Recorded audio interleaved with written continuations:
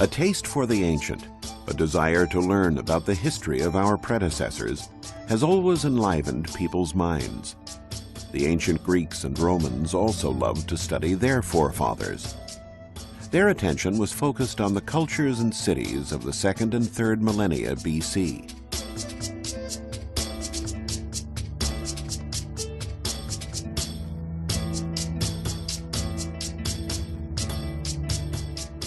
Among the ancient civilizations of interest to Greek and Roman historians were the Egyptians along the Nile, the Assyrians and Babylonians on the Tigris and Euphrates, and the pre-Hellenic societies of Greece, the Minoans on the island of Crete, and the Mycenaeans in the Peloponnesus, who inherited their power. The mystery and allure of Egypt was always a strong attraction. The age of the pharaohs had long faded by the 2nd century BC, but the traces of that glorious past were still to be found everywhere. Inscriptions carved into the columns of temples told of grand deeds.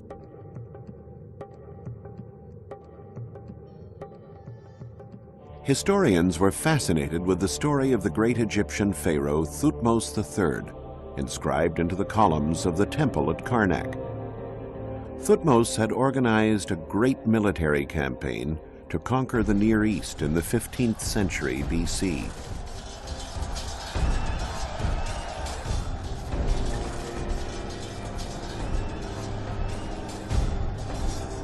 When Thutmose reached those lands, however, he found that many of the very ancient Babylonian cities on the Tigris and the Euphrates had already been reduced to majestic ruins steeped in history.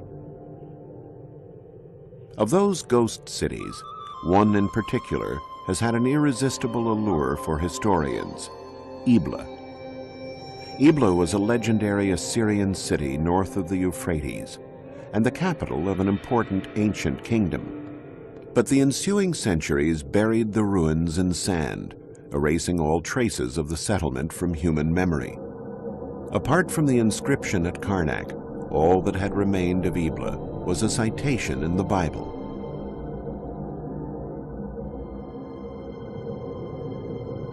One day, some farmers were out plowing their fields when they came across a magnificent bas-relief.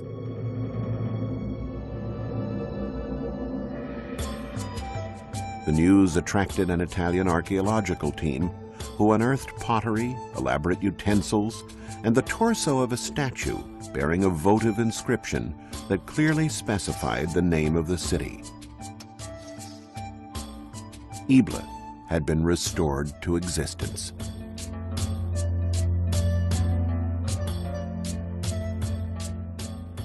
But the most sensational discovery came in 1975, when the Italian team unearthed 17,000 tablets bearing cuneiform text dating back to 2300 BC. Once translated, they were discovered to be commercial treaties and administrative and legal documents.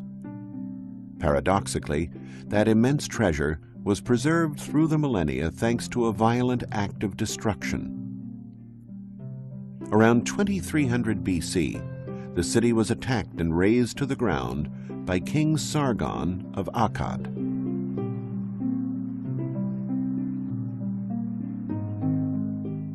The tablets had been stored neatly on shelves in the archives of the royal palace. The palace collapsed in such a way that the tablets were left stacked one atop another, a position which favored their preservation and allowed archaeologists to accurately reconstruct their content. Ebla was a flourishing commercial center in ancient Syria, and its king was a rich merchant. Commerce was so important to the king that caravans leaving for the Orient or for the Mediterranean were invited to lodge in the royal palace. These caravans were the genesis of the city's fortunes and kept its king in power.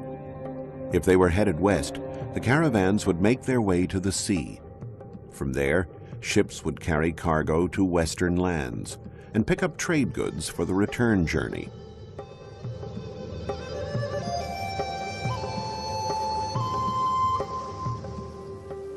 Some of the goods that traded hands included fine pottery and art, but also much-needed metals for weapons and armor.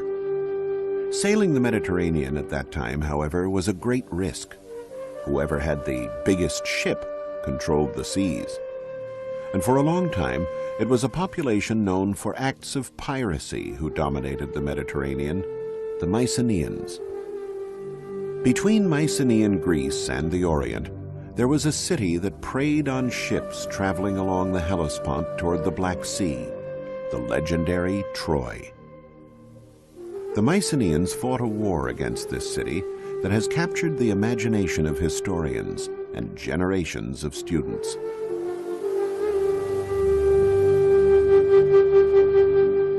Troy, once known as Ilios or Ilion, was a flourishing Hellenistic city.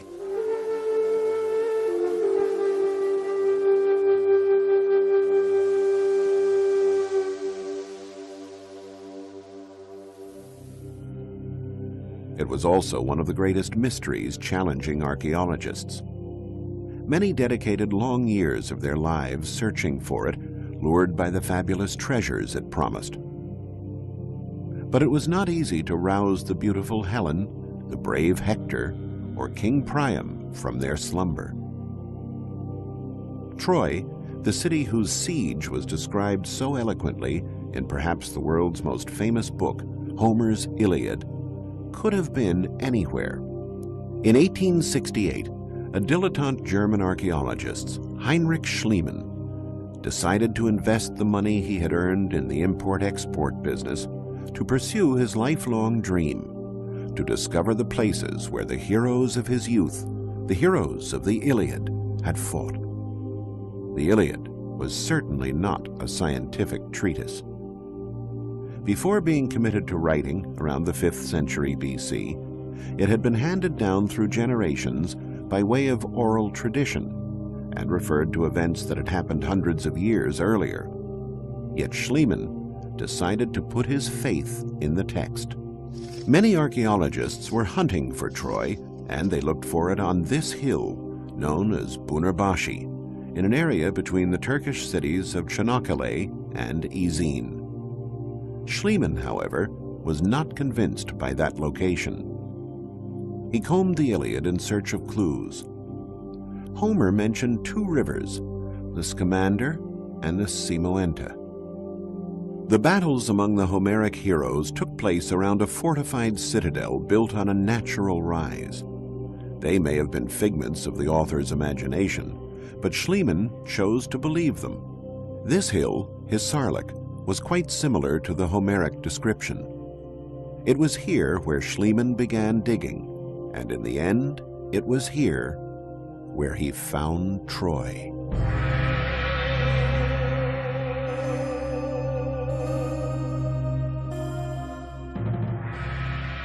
Nine different cities, one built upon the ruins of another, emerged from the excavations. From the second layer, Schliemann discovered amazing treasures, cups and vases, weapons, golden jewelry and buttons. He thought he had found the treasure of Priam. We now know that these jewels did not belong to the Trojan king of the Iliad. Modern archaeology, a science based on rigorous analytical methods far removed from the intuition that guided Schliemann, has dated the objects to several centuries before the Battle of Troy, attributing them to a royal family from the 3rd millennium BC. But for the German archaeologist, the findings were none other than the treasure of Priam. His belief was supported by the evidence of fire in the layer where he found it. And Homer had said that Troy was burned to the ground by the Mycenaeans, who entered the city after a 10-year siege thanks to the stratagem of the Trojan horse, which now stands in replica on the site. Schliemann thought that the Troy attacked by the Mycenaeans was the same fortified city he had excavated, laid out in this plan dating back to the 3rd millennium BC. A city surrounded by walls barely 400 feet in diameter would hardly have stood up to 10 years of siege, nor been able to house Priam's court.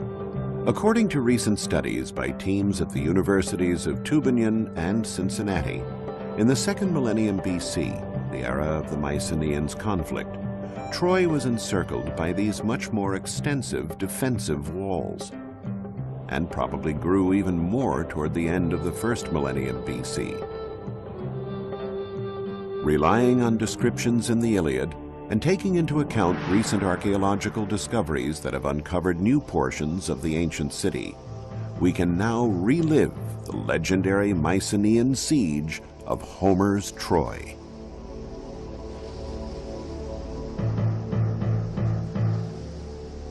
This is what the Mycenaean soldiers would have seen when they landed in force from the sea to challenge the city.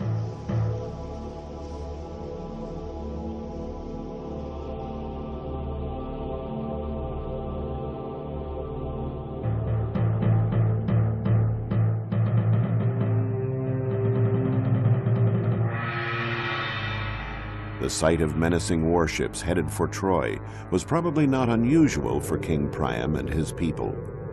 The 9 layers that were found at this archaeological site correspond to 9 different cities, bearing testimony to the cycles of destruction and rebuilding. We now know that Troy, in addition to being of strategic importance for control of seafaring traffic, was also the foremost producer in its time of finished and semi-finished objects in gold.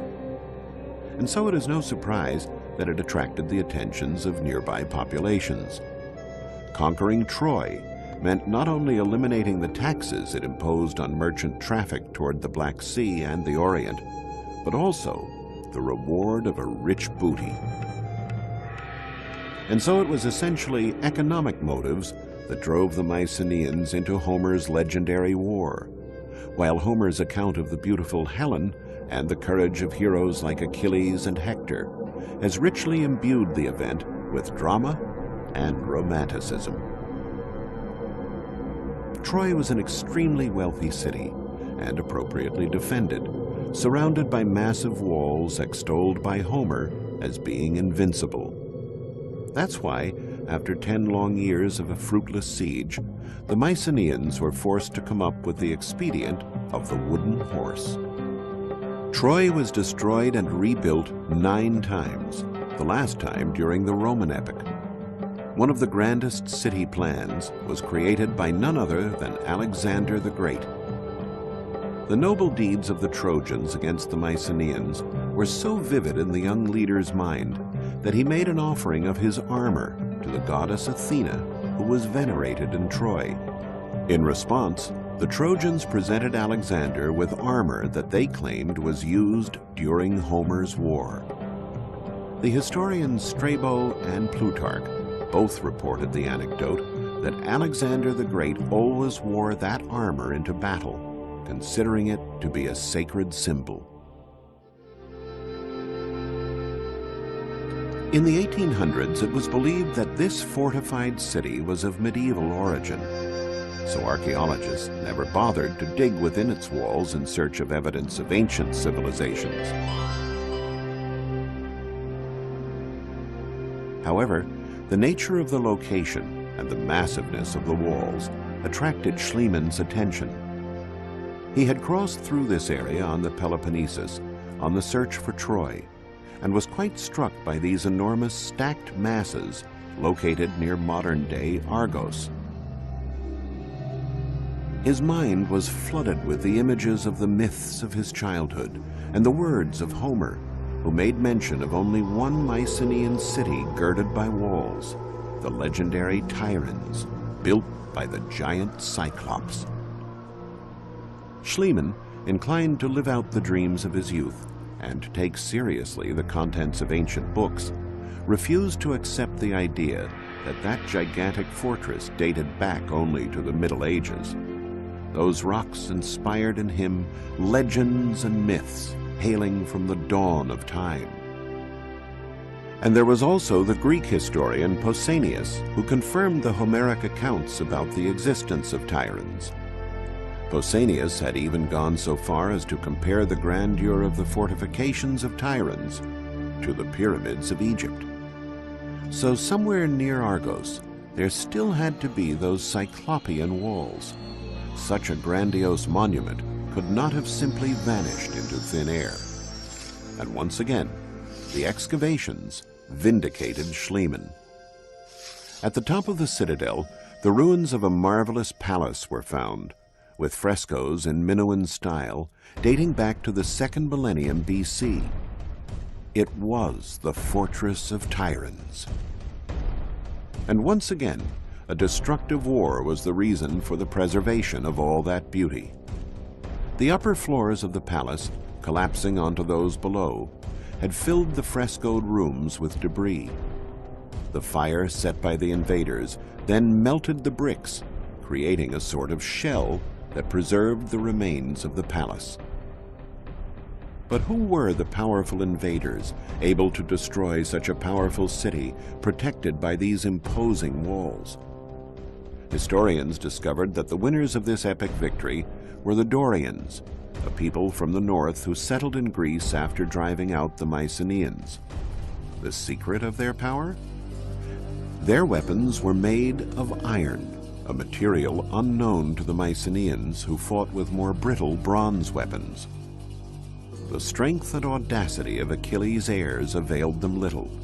Their swords shattered as soon as they touched those of their enemies.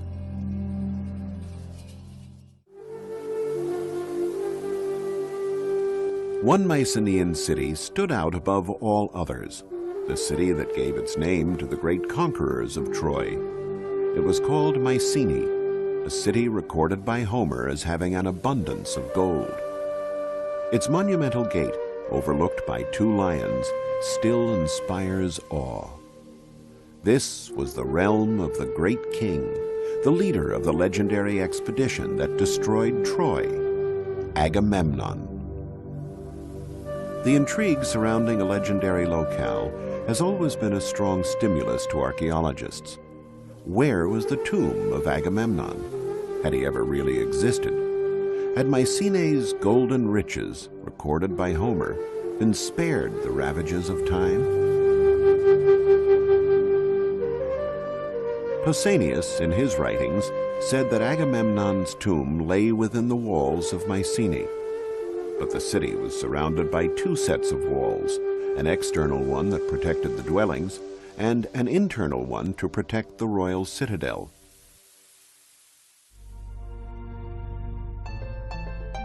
The search carried out within the external walls proved vain until Schliemann arrived on the scene.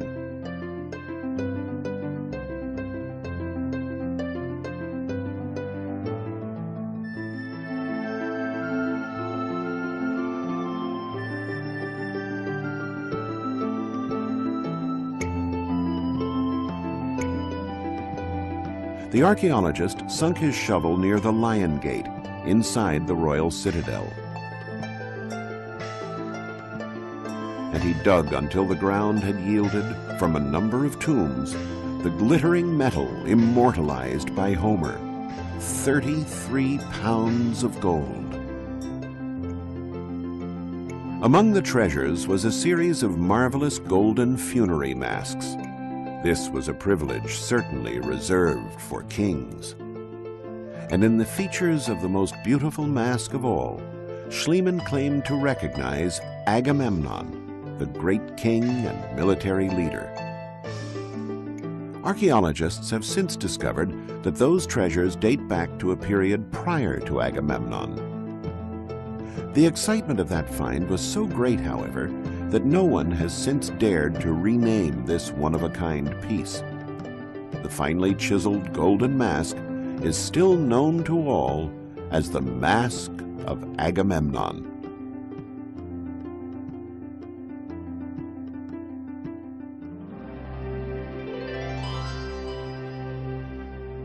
Schliemann had reached the heart of the Mycenaean civilization, the legendary home of its great king. And of course, a great king needs a great palace.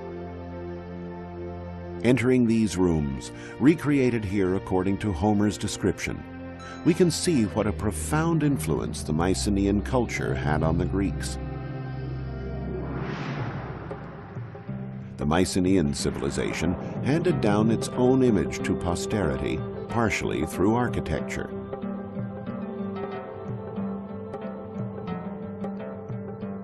This room with the hearth in the center, called a megaron, the heart of the palace, became the model for the most typical of the Greek buildings, the temple. The king's house thus became the house of the gods. Mycenae was a city of which legends were made, as was Tiryns and the incomparable Troy. The legends and the mythic heroes that accompanied them would have remained only that, pure fiction, if not for modern-day heroes like Heinrich Schliemann, men who follow their passions, pursuing a knowledge of humanity that enriches us all. We lay bare the paths of civilizations of heroes that came before, for a better understanding of the possible hero who sleeps within us all.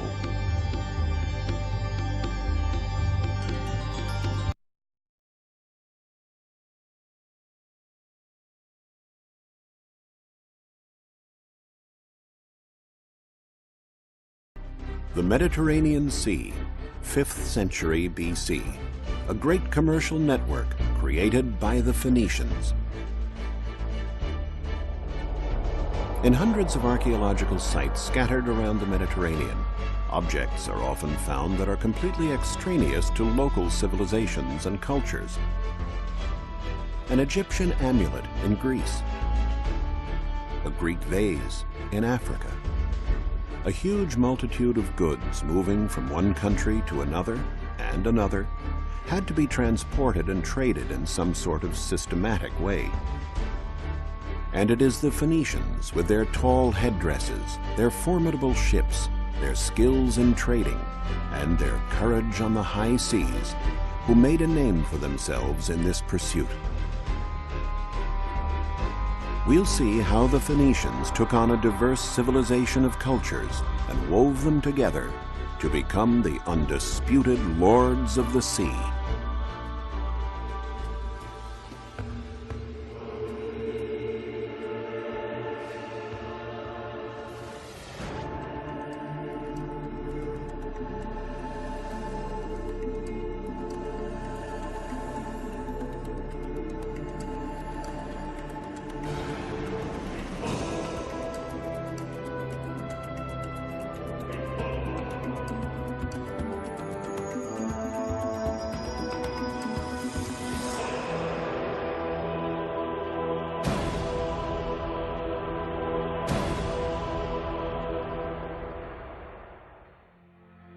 The Phoenicians originally came from what is modern-day Lebanon. They were organized into city-states, the most important of which was Tyre, whose magnificent Roman ruins are still standing. The easiest way for Phoenicians to increase their prosperity was by contact with other peoples, and the quickest route to new lands and cultures was the Mediterranean. They soon became outstanding sailors and astute traders, indeed the very best. They learned to recognize products that people wanted to acquire and those they wanted to trade. And they started sailing and trading as far back as the 2nd millennium BC. To support their trade, they set up ports and founded colonies, built warehouses, and created a network of routes that touched on neighboring countries such as Egypt, Greece, the Magna Graecia, and Carthage in North Africa. Then they went on to reach Sardinia, the Mediterranean and Atlantic coasts of Spain, and farther south, along the coast as far as Senegal, and north to England and Ireland. A network of this size with hundreds of colonies and thousands of ships had to be well coordinated.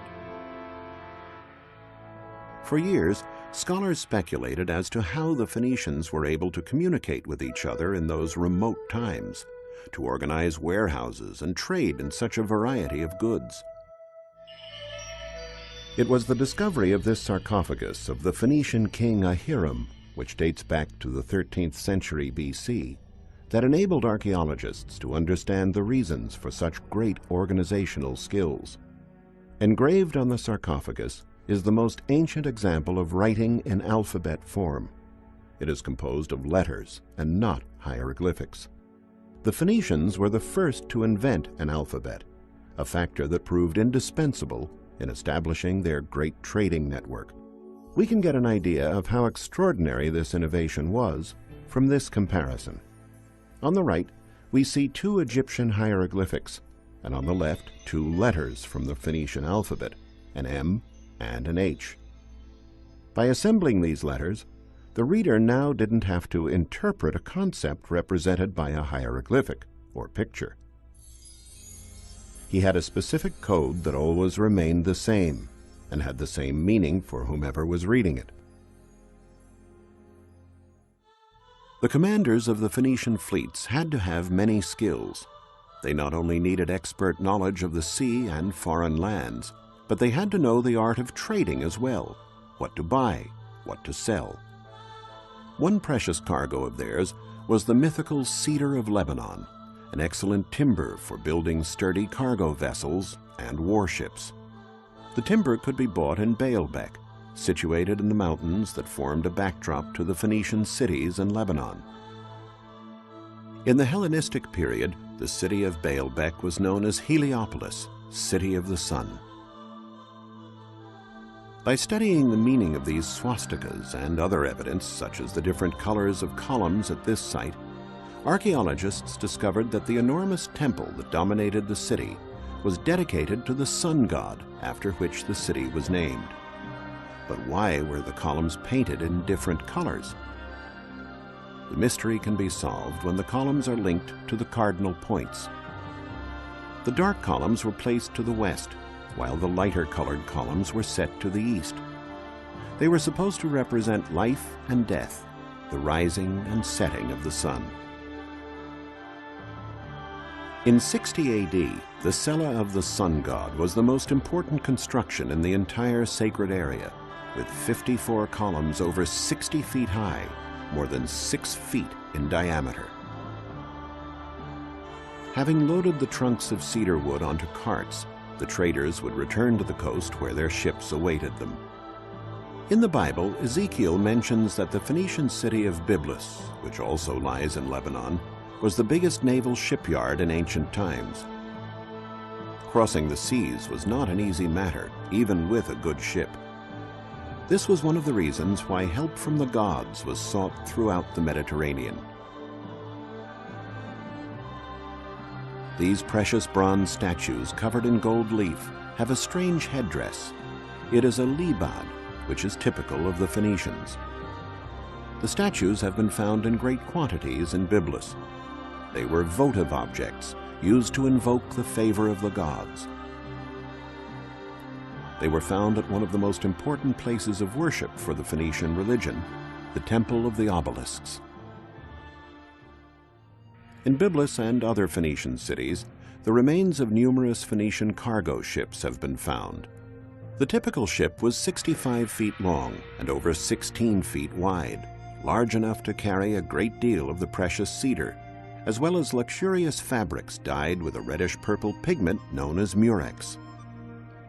The Phoenicians took their name from these fabrics. Phoenix, Phoenician, comes from the Greek word phoin, or red.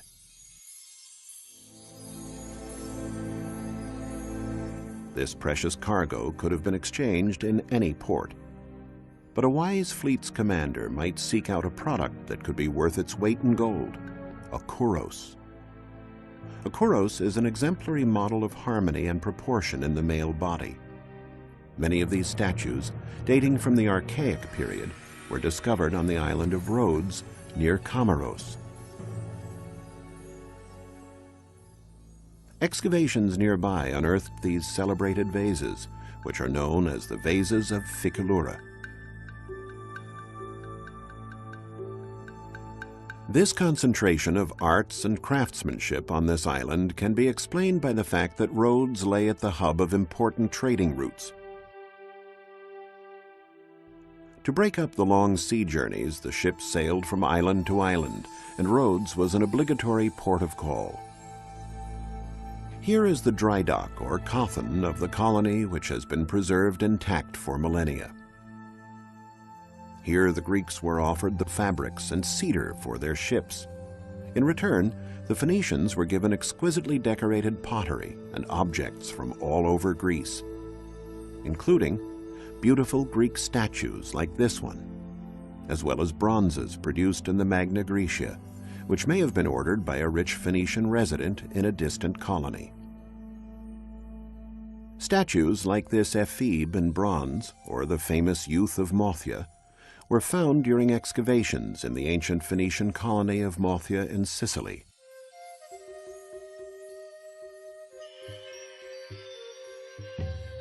The statues testify to the level of Phoenician trading in the Mediterranean, a veritable cross-cultural exchange. The ship, now loaded with vases, statues, and jewels, continues its journey to the west. It sails past the Pillars of Hercules at the Isthmus of Gibraltar and heads south along the Atlantic beaches of Africa between Morocco and Guinea. The Phoenicians were the only people brave enough to venture into the Atlantic. Ancient peoples were terrified of passing the Pillars of Hercules because they believed that beyond lay the end of the world. What was it that pushed the Phoenicians so far? The Greek historian Herodotus documented it in his writings. It was gold. The Phoenicians unload the merchandise and lay it out on the shore. Then they go back on board their ships and send up smoke. The locals see the smoke and place the gold that they are offering in exchange beside the merchandise. Then they withdraw. The Phoenicians descend from their ships and examine it. If they calculate that the quantity of gold corresponds to the value of their merchandise, they take it and leave. Otherwise, they go back to their ships and wait until they are satisfied. The African peoples were very taken with the showy Eastern goods and quite indifferent to the yellow metal that was found in such abundance there. This was the great bargain for the Phoenicians, leaving inexpensive pottery and jewelry and setting off again with gold. The ship would now head north. Excavations in England and Ireland have revealed that the Phoenicians reached even these far-off lands. Numerous finds have indicated that in exchange for pottery and jewelry, the northern peoples gave tin, a metal that was in great demand for producing bronze and the other alloys used by the Phoenicians and Greeks. Ireland was the most northerly landing point for Phoenician voyages, and having traded their goods, the sailors could now make the return journey. The trips always held the portent of danger. In the storms of the North Atlantic, the brave commanders would safeguard their ships and cargoes by tying themselves to the bow so that they could see more clearly and avoid the cliffs. It was from there that they gave instructions to the crew. If they were lucky enough to make it through, they would head south to the Phoenician colony of Cadiz. Here the Phoenicians bought iron and paid for it with gold. Then they traveled on to Majorca, and from there to the rich colonies of Sardinia. It's here that an archaeological dig uncovered a gold mine, not a seam or stratum of gold, but a huge array of precious gold jewelry, now on display in the Archaeological Museum in Cagliari.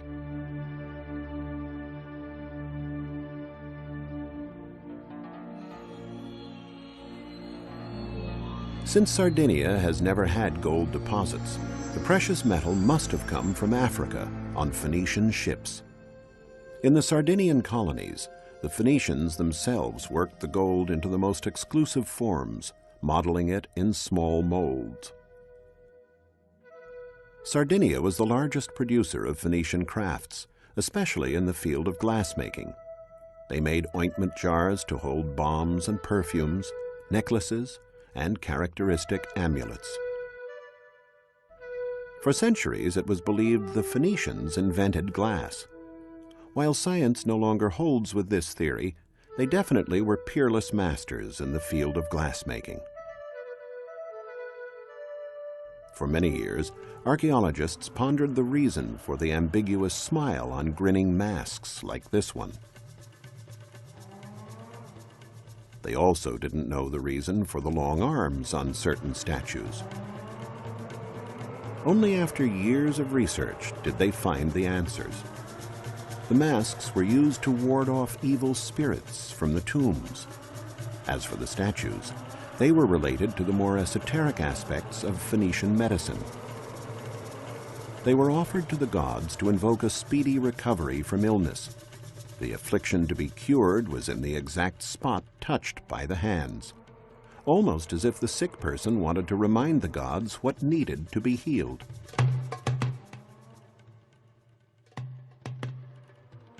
Walls and the sea. A combination like this generally implies that we are dealing with a Phoenician emporium or trading center. The archaeological site of Tharos in Sardinia may not have any large architectural structures still standing, but it is one of the most eloquent when it comes to ancient urban design. Here, Phoenicians would have traded the iron, lead, and part of the tin and gold they had for precious jewels. Tharos was one of the largest producers of jewelry of the period. Among the many Phoenician remains here is a completely extraneous round construction called a nuraghe that was typical of the Pelites, the ancient inhabitants of Sardinia who were conquered by the Phoenicians.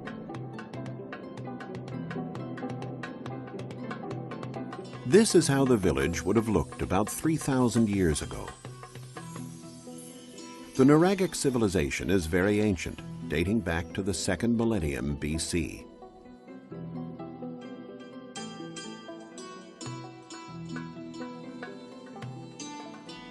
Their settlements were very compact, with narrow winding streets which made it easier to defend the village from enemy incursions.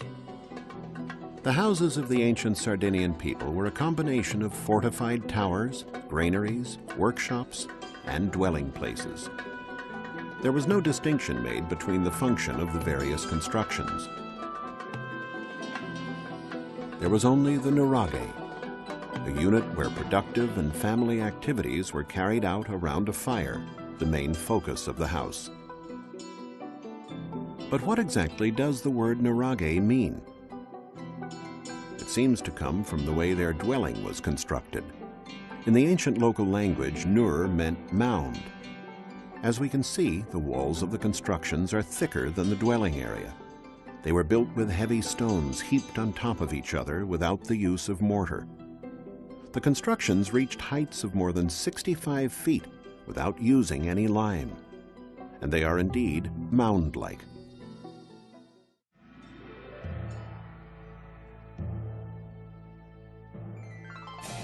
Phoenician ports, like this one in Nora, all had something in common. They were situated near promontories. In this way, ships could be moored on both sides of the promontories, creating a larger dock area. The only thing the Phoenicians looked for was to be able to land quickly, get their business done, and then set sail again. These are the foundations of the Phoenician quarter in Nora. Although it's worlds away from the Romans' concept of living, with the Romans preferring large, orderly quarters equipped with many services and amenities, the Phoenicians did share the Romans' love of thermal baths. The baths here in Nora are decorated with rich mosaics. The theater here is also quite spectacular. Dating from the 2nd century AD, it is one of the most fascinating monuments in all of Sardinia.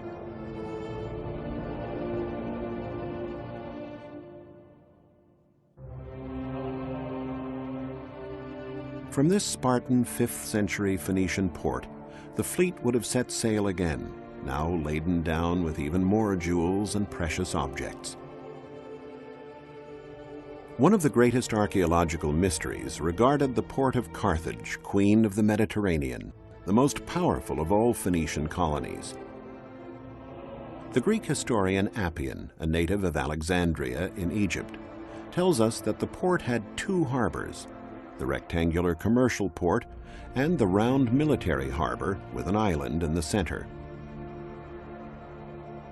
However, In modern times, no place seemed to correspond to that description until in the 19th century, the writer René Chateaubriand noticed these two lagoons near the bay of Le Cram were very similar in shape to the ports mentioned. He realized that this was Carthage. This discovery led to a heated debate, which was only concluded with excavations carried out in 1974. A British team, excavating on the circular island, found evidence that confirmed Chateaubriand's theory. The bustling port of Carthage was the largest and most modern port in pre-Roman times. Warships would pass from the commercial port through a narrow passage to the military harbor. Merchant ships were forbidden to pass beyond this limit.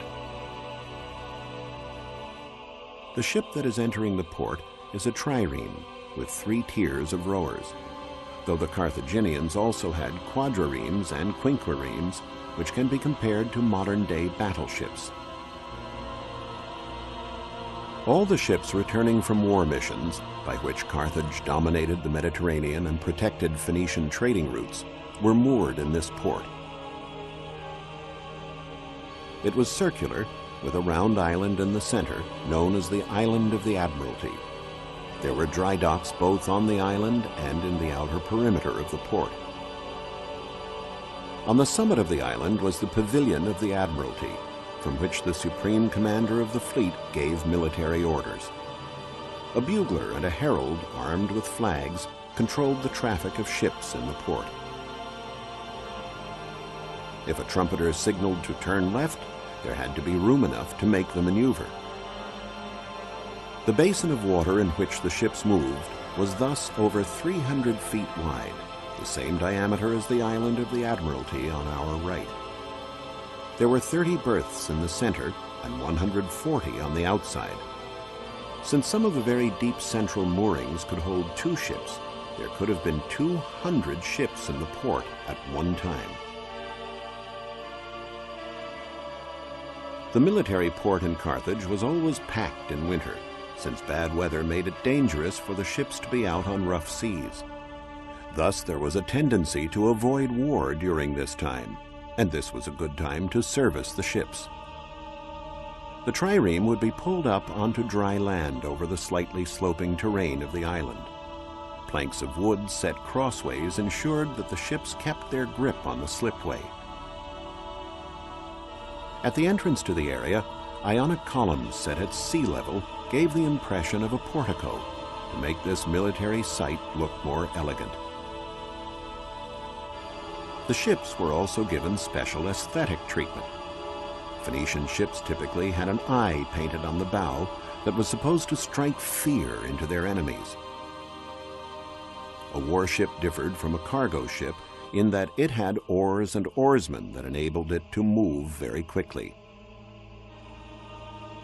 As well as being outstanding sailors, the Phoenicians excelled at shipbuilding. They mass-produced ships and replaced the vessels sunk by their enemies with great speed. All the parts of the ship were clearly marked by different letters and kept ready for quick assembly. In this way, they could build an entire fleet in a short period of time. The busy commercial part of Carthage, however, was the Bursa, the Acropolis of Carthage. This is where the major transactions, the trades and selling of jewelry and glasswork brought from Sardinia, would take place. These